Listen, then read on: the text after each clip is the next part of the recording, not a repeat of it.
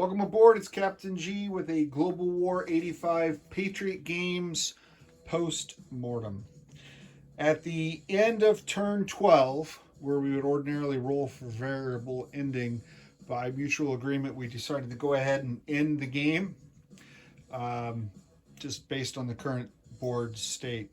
So what I wanted to do in this video is kind of cover the two new events that we were playtesting during this video. Talk a little bit about the 2+ expansions, the two rule sets, as well as the alternate unit. Talk a little bit with you on Team Red's strategy, what Flak 88 and myself were trying to do, how we made adjustments based on Team Blue's responses to our initial strategies, and just share key moments of the game with you.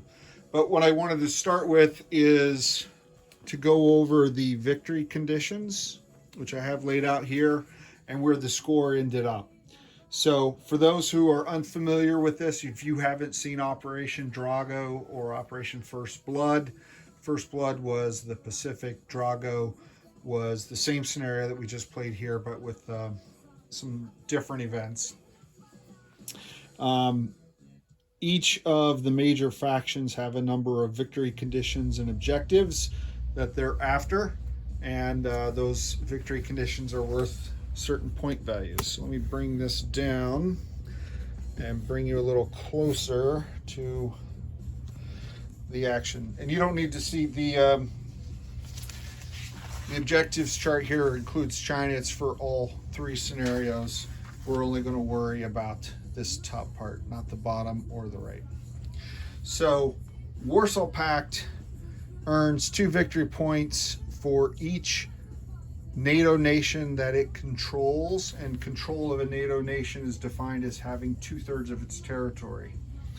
So for example, Germany has North Germany, Bavaria, and Rhineland. Controlling 2 out of those 3 would control the country. Warsaw Pact controls all 3. Greece is the main country of Greece, as well as the island of Crete. There's only 2 parts to that, so I needed to control both Greece and Crete, and at the end of the game I controlled neither. NATO had Greece and the US had Crete. So with those conditions, Warsaw Pact did score points for Benelux, for Germany, for Italy, and for Spain. We had 4 out of 5 territories for Spain. So that's a total of 8 points. There are also victory point deductions. Warsaw Pact did not have any deductions. NATO had deductions, US had some deductions, but you can't go below 0. And the Soviets had deductions as well. So while they get 2 points for each of these victory conditions that they met, which are controlling a land zone in Central South America or Africa worth at least 1 victory point, and they controlled Morocco and Nigeria. So they got 4 points, 2 points each for controlling those. They also lost points for military bases that were under the West's control. So they lost points for the base in Angola and a couple bases in Cuba. So they ended up with, started out with 4, ended up with 3.25. They did not meet objectives or victory points that they could get for Tehran. We didn't go into Iran at all. Makkah and Saudi Arabia, they did not earn points for that. Israel, Suez, they did not earn any points there. And these are victory points for the Far East Command. So they didn't get any of these, but they did get 4 out of a potential 6. So that was the Warsaw Pact's victory conditions. For NATO, they get 4 victory points if they can push the income of Warsaw Pact at or below its starting 17. So they did not meet that. And then if they possess any Warsaw Pact territories, so toward the end of the game, there was a lot of fighting in Greece. You saw Ozark, reconstituting forces in Marmara. He took Greece with force, and had he been able to use that task force and move up north to reclaim or to invade Bulgaria, take that away from us, and it was NATO controlled, not U.S. controlled. U.S. could reinforce it, but had he been able to take that, he would have scored 2 victory points. But time just ran out on him, and he was running out of income, so he was unable to do that. The U.S. victory point options, starting at the bottom, nuclear balance is all technology driven. And there was a late run for that, but the U.S. needed SDI, and they ended at stage 3, so they failed to get that. Contain communism, they'd get 3 victory points if there were no Soviet territories controlled in the Middle East or Africa. So that one's a direct contrary to this one. And obviously Morocco and Nigeria cost the U.S. 3 victory points. Access to oil, whether there are territories in the Middle East and Nigeria that was safe until the Soviets jumped into Nigeria, so that cost the U.S. Quite a lot of victory points there, and they were unable to get that back. They would have, given another turn or 2, gotten that back, but at end game, that cost him heavily here. The Monroe Doctrine, there was no Soviet territory controlled in the Western Hemisphere. However, the Soviets did get the Northeast U.S. at one point in time. So if any home country territory of the U.S. is ever under Soviet control, the U.S. loses that entirely for the game. So that was that attack cost them the 2 victory points. So the U.S. weren't able to score any. They would have gotten some back had we kept going, but would not have been enough, and so we called the game. So that's how the victory points worked for this game. Very close on several, and then at the end, a little snowball effect for Warsaw Pact. All right, let me take you up, see broader game state, and we're going to talk about some of the events. So a reminder, because it's been a while, we had 2 events. And the game scenario 2 is designed to have one event that pits Warsaw Pact against NATO head-to-head pre-war, and one event that pits the Soviets and the U.S. head-to-head pre-war. And for the NATO Warsaw Pact event, that was the Troubles, the IRA activity in Great Britain. And then for the U.S.-Soviet event, it was ANC down in South Africa. So for Troubles, as a Warsaw Pact player, I loved it. It did not require investment by the Warsaw Pact to fund the IRA. They were self-funding, and they were just blowing up stuff and causing mayhem. But certainly we all agreed that it was a little overpowered. There were a lot of attacks that we needed to tweak and verify, so we are making some adjustments to that, but overall everyone, including Ozark, liked the event. In addition to some of the minor tweaks that we were looking at, such as adding more for paramilitary, changing some of the out of supply attacks, this event really the luck of the dice. I think NATO would have been able to overcome the event, except there were several times when we just happened to roll out of supply, and he could not use his forces in southern England, or he could not use his forces in North Ireland to attack that turn, and that just caused the event to linger on longer than it would have otherwise. So the luck of the dice were in our favor, Team Red's favor, for this event, and that made it worse. Whereas in ANC, it was the opposite. We thought the units were a little skewed plus on the Team Red side, a lot of ANC units all over Africa. But the U.S. was able to succeed despite that with some incredible luck. Even Knights Templar will tell you that when he had his cruise missile strike and his tomahawk strike in Angola, and I think he got 5 out of 6. An obscene, crazy number of cruise missiles hitting down there. That allowed him to overcome what was, on paper, an overwhelming number of Soviet units and Soviet air forces down there, and eventually bring his full strength to bear on Africa, and the Soviets are unable to compete with that when the U.S. puts its full attention, and that's what he did, and he was able to overcome the ANC event. But again, both players enjoyed the ANC event. They see a lot of fun and a lot of play, and it brings another theater into play as far as the southern part of Africa.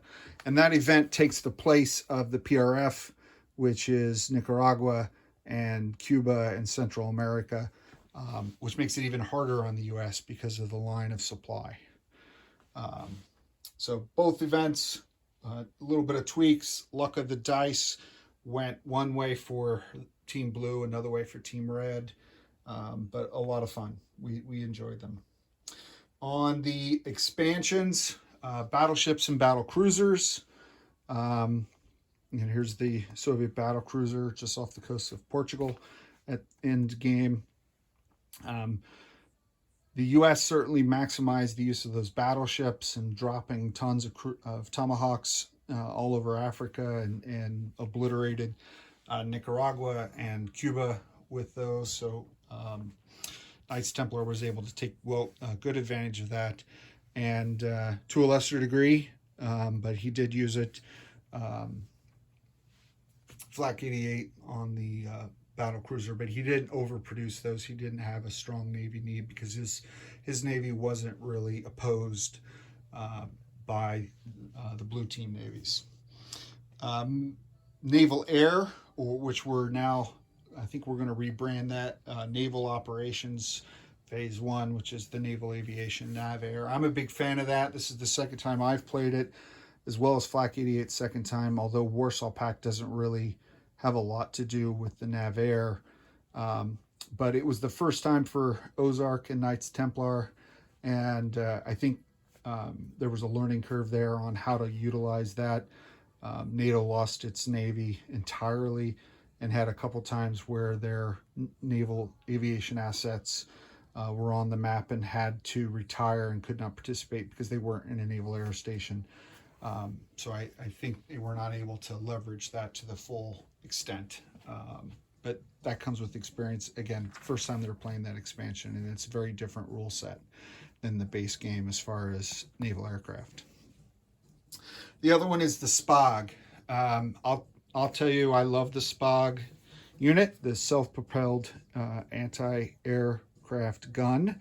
And all the other players will tell you they ran out of Warsaw Pact SPAGs and they had to paint more because I have them everywhere. I love the unit. We played with it last summer down in Oklahoma City. We played with it again, and I like it. I like it that you don't have to use an army base to produce it. It gives you it's the air defense equivalent to the paramilitary. It gives you a little bit of ground cover. It prevents helicopters from overflying you, so you can use it as blocking for certain land zones to keep air cav out of your from threatening and out of your area, just like SAMs do for jet aircraft and bombers and things. So I loved it. I think the general consensus is the team likes it as well. Do some minor tweaking as far as whether or not it's first strike, that kind of thing. But we like the SPOG as a unit. So that's the events, expansions, victory points, major events, key moments in the game. We liked our strategy overall was to kick off the war by moving into Austria to position ourselves to go north or south, keep NATO guessing. And then for the Soviets to move into Sweden and Finland before the war started to again put more pressure on NATO while still fighting the U.S. down in ANC. But the first key moment really was when Flak 88 said we got to change our plan. The U.S. just did a devastating attack on Angola. We talked about that as the dice roll. But those bombers are down here within range, and this is a one-time shot. I got to go to war now.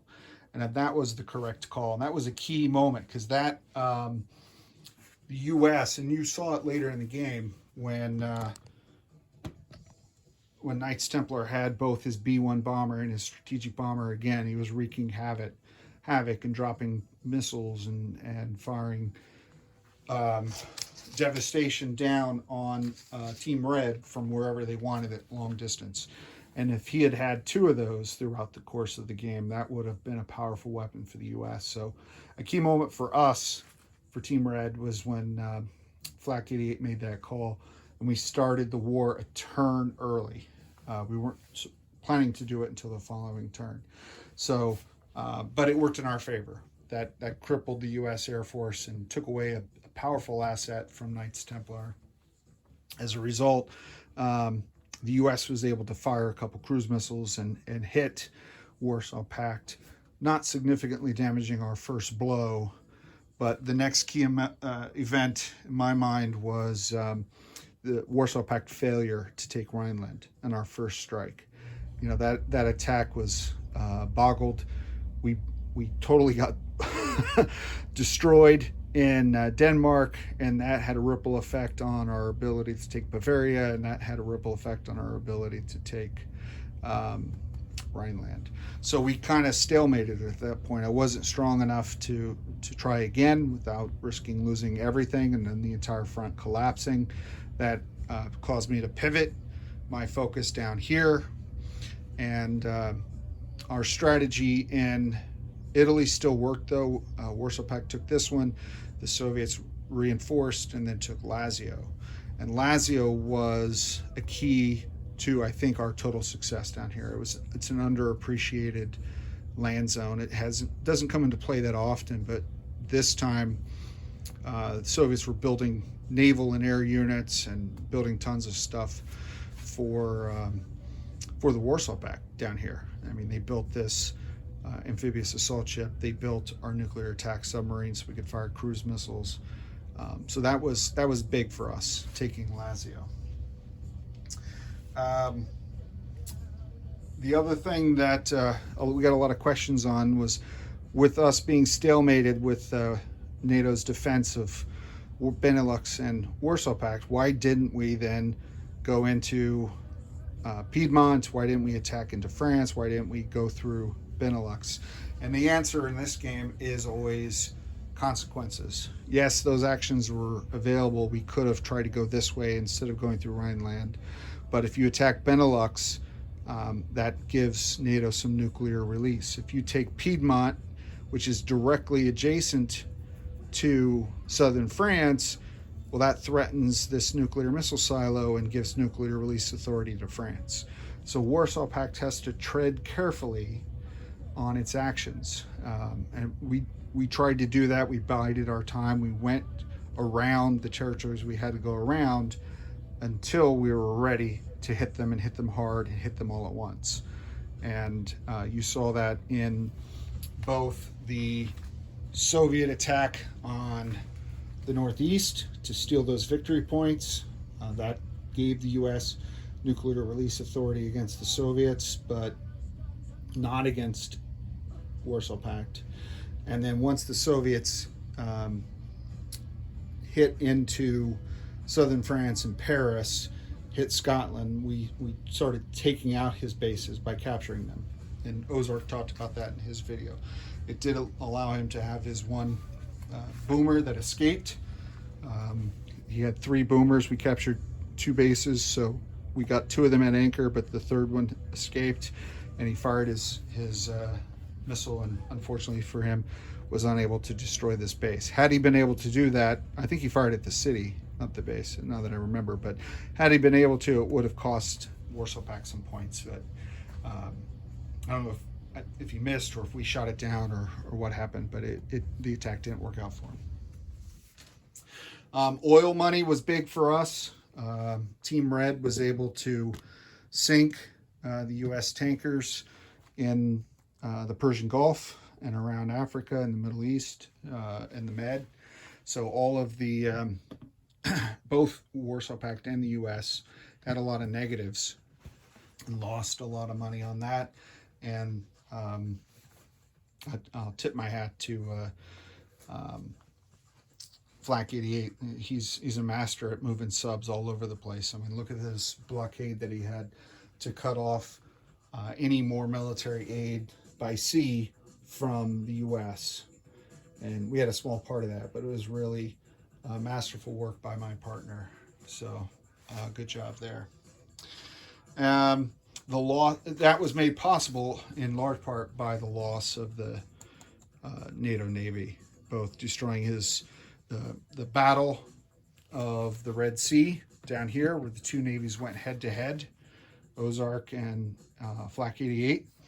So the winner of that was going to control the Indian Ocean and the Persian Gulf.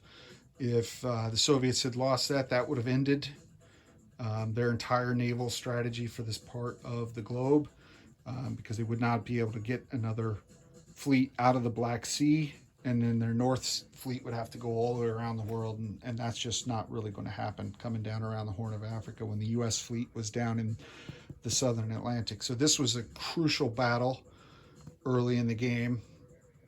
And then his damaged ships limped back into port, but again, those naval fighters had to retire and could not resist when the Warsaw Pact came in and destroyed those ships in port.